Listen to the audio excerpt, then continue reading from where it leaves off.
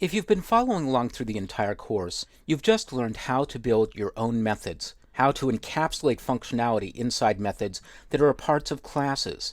I'm going to use these tools to expand on the example of the calculator application that I showed you how to build in an earlier chapter.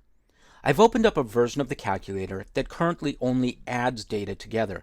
It accepts two values from the command line through two calls to the getInput method, converts those values to double values, and then adds them together.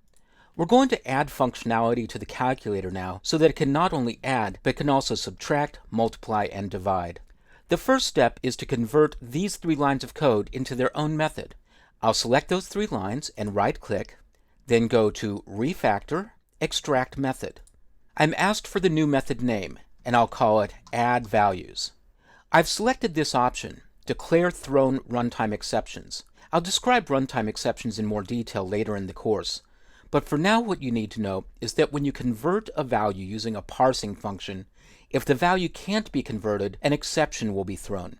When an exception is thrown, you get an instance of a particular class, in this case a class named NumberFormatException. And it's good practice in Java to declare those exceptions so that they can be easily handled later on in the code. I'll click OK, and that results in extracting the code into the addValues method. I'll save and run the application to make sure it's still working the way I want to. I'll add together values of 5 and 10 and get 15, so all is good. Now it's time to ask the user what operation they want to do. Instead of just assuming they're going to add the values, we'll let them enter a numeric selector. 1 for addition, 2 for subtraction, and so on. I'll get another input value. I'll declare a variable named string and I'll name it OP for operation. I'll call getInput, and I'll set the prompt like this. Enter 1 equals add, 2 equals subtract, 3 equals multiply, and 4 equals divide. Now the code's getting a little wide, so I'll double-click to expand my editor, and we can see all of the code on that line now. The next step will be to convert that OP value to an integer, so that I can process it in a switch statement. I'll declare an int named OPINT for operation as an integer, and I'll convert it using this code, integer.parseInt. I'll pass in OP, and now I have an integer which indicates what the user wants to do. Now I'm going to examine that integer value in a switch statement. I'll look for the values 1, 2, 3, and 4, and then execute the requested operation. I'll type in the word switch, I'll press Control Space and choose Switch Case Statement. I'll set the key I'm examining to OPINT, and I'll set the first case statement's value to 1.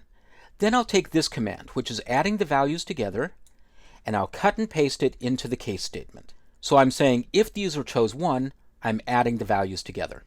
Now I'm going to select the entire case statement. I'll copy those to the clipboard, and I'll paste them in 3 times.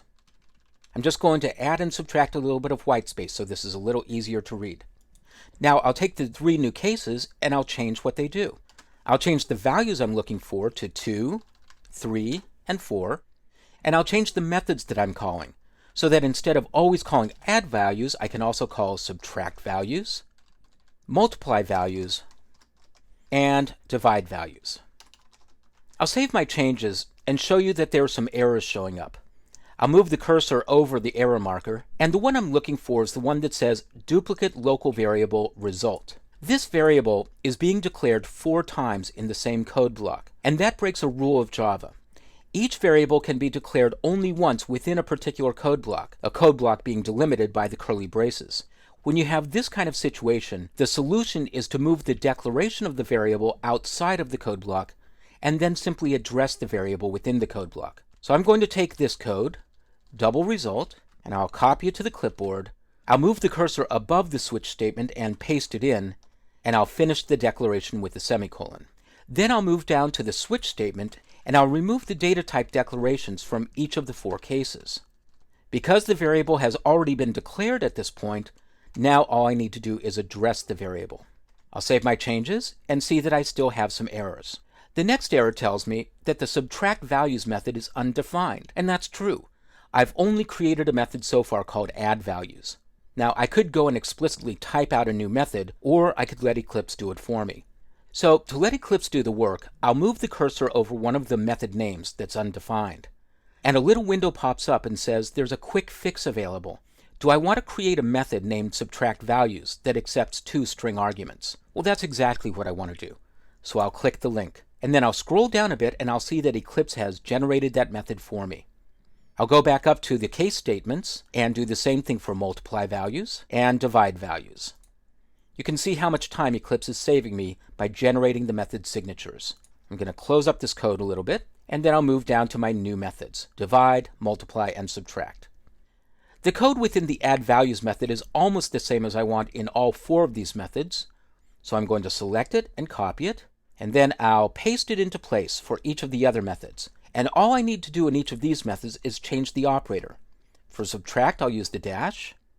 For multiply, I'll paste in the code and change the operator to an asterisk. And for divide, I'll select that extra code, delete it, paste in the other code, and change the operator to a /.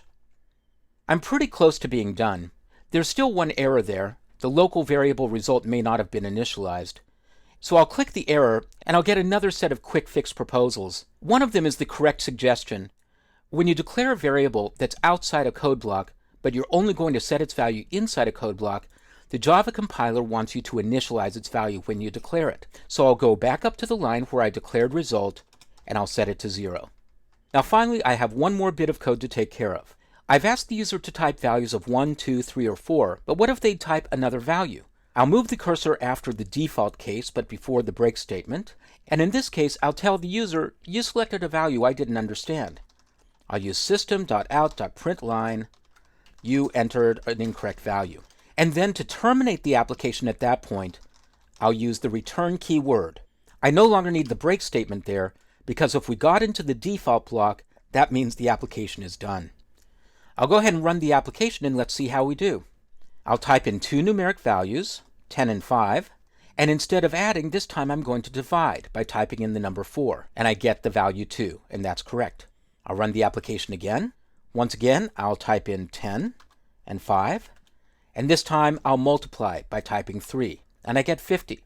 So now my calculator is handling all 4 values. It's still possible to break the application. For example, what happens if I type values here, 5 and 10, but then instead of typing a numeric value, I type a string value?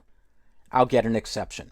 I'll show you how to handle these exceptions and how to debug your application in a later chapter. But what's important to know at this point is that you now know how to accept values from the user, how to examine those values, how to process them conditionally using if statements and switch statements, and how to execute simple math operations.